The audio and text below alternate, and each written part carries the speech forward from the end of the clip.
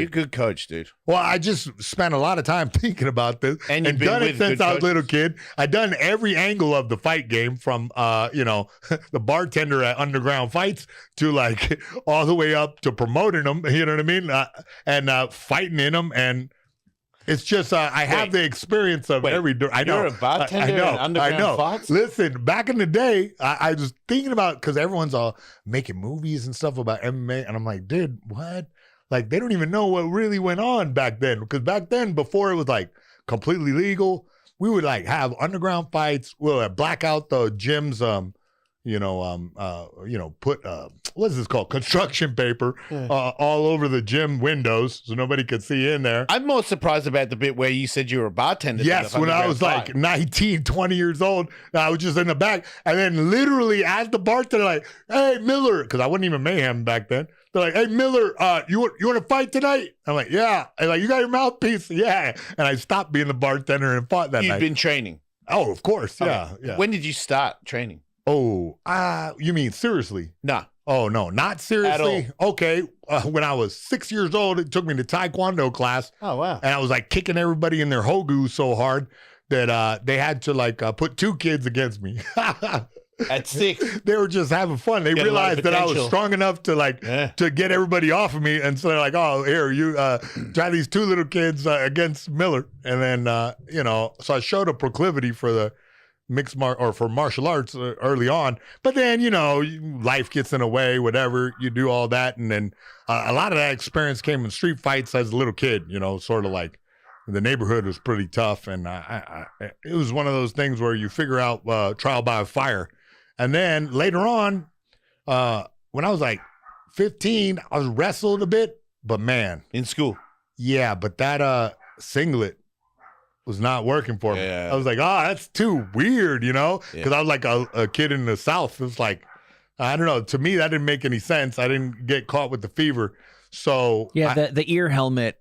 Yeah, you look like such a, you know what I mean? It didn't look tough. But then somebody got me on to jiu-jitsu. I told that story a million times where the guy let me see the magic of jiu-jitsu. And so I was like, 17 when I got serious. 16, he showed me that summer. And I was like, oh, man. And then I started trying to find some place to really train. And, life took you into that thing. Then I went back to wrestling because I was already doing wrestling a bit. But, when I started taking it seriously, I really got good at it in the senior year of high school. And then, so that, I really got into wrestling specifically because has there really not been a movie about like underground? No, but they're always like getting it wrong. Bad. Yeah. That's literally I it's like Bloodsport meets Fight Club meets Roadhouse. Listen, I gotta tell you, does the worst. Some of those movies are not for us.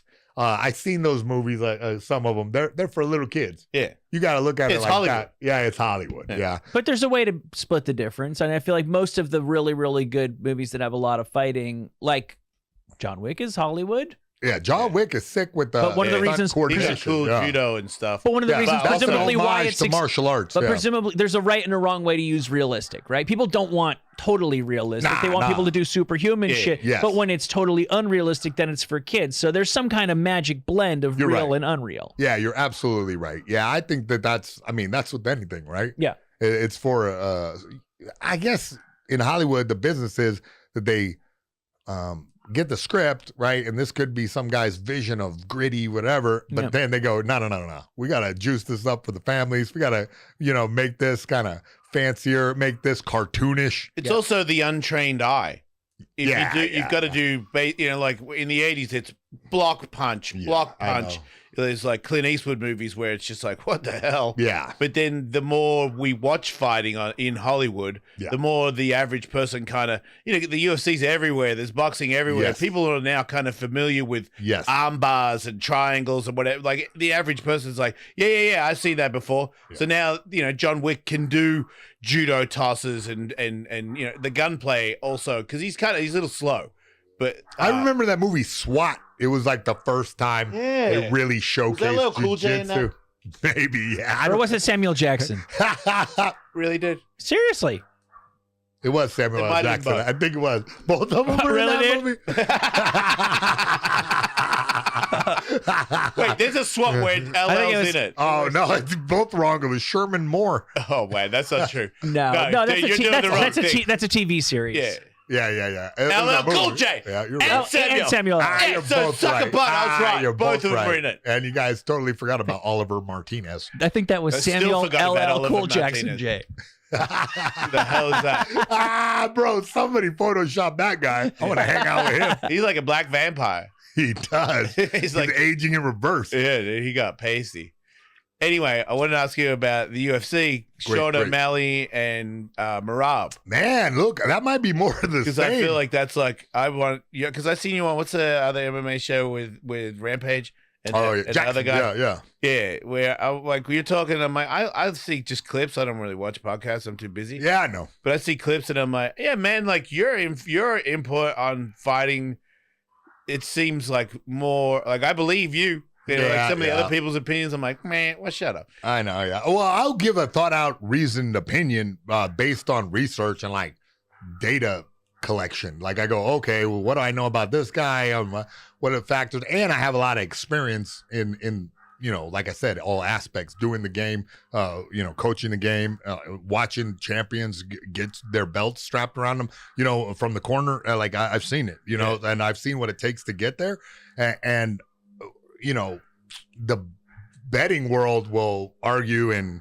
they'll put a lot of propaganda out just to make money. Like they'll say that they'll hype one guy up because they know that everyone will put money on him. Right. And that's just the nature of the beast. So without giving too much. I always thought in the first fight, I've always had the opinion if the guy's a really good grappler and you're a really good striker, the odds are the grappler is going to win over a long enough time because you get close to him and then you got to do the thing that he's the best at.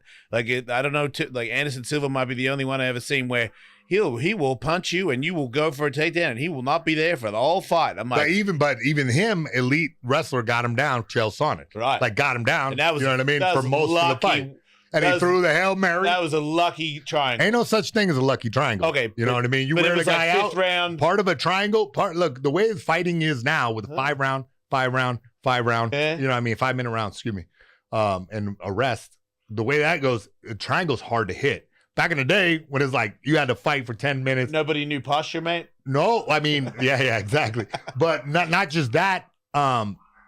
You wear a guy out, and then a triangle happens. That because Chael Sonnen was supremely conditioned, so he had to wear it, keep trying and keep it postured, broken, because there's all these little muscles in the back and in the shoulders and the arms. There are all these muscles that look, they wear out. No matter how conditioned you are, there's a limit to how much glycogen they can burn and they can work. Eventually it's like when you wrestle and you're like a stand-up guy and then you get him off, and when you get back into the middle of the cage, you're like, I have spaghetti arms. Yeah. So eventually, and like I said, Chael's so well conditioned that it took until minute 24 that he finally fell into it.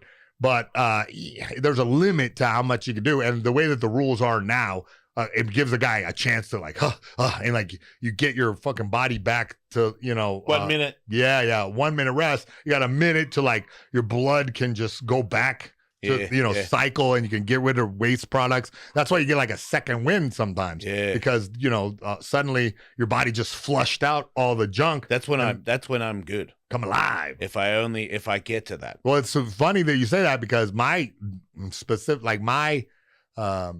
theory on warming a guy up for a fight is make him go ballistic so that his blood gets all the way up. And then now you're on your basically second win.